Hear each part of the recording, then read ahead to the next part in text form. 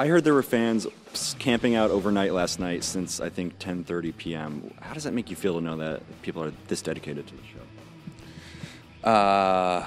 It feels good. I mean, I don't know if all those fans were here for Lost, but I certainly walked into that room and felt, a lot of people very excited, about the show, and got a chance to watch Damon and Carlton's really cool presentation. Actually, I think they did a really good job with that, and it's amazing to me. I mean, for me, I really do just sort of kind of live my life and go to set and work on Jack as far as Lost is concerned, or working on other things that I might be working on. And anytime you have that experience where you're coming in direct contact with people that story they've seen, they've sought out, they care deeply about it, and you feel that, it's great. I mean, that's the one thing you always hear actors talk about, is the difference between film and stage.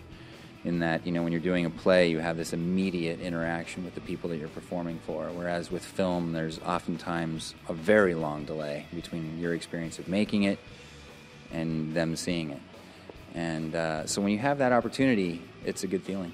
Yeah, you looked a little bit overwhelmed when you were on stage there before, looking up. Was it 8,000 people there? Have you ever had any crazy fan experiences, people coming up to you on the street? I have them often. I had somebody ask me for a photograph in a locker room the other day when I was standing in my towel.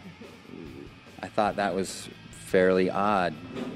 I mean, that was like a no-brainer. No. But you were here for the Lost panel today, but you probably would have been here on your own anyway, because you're kind of a fan. What are you a fan of at Comic-Con?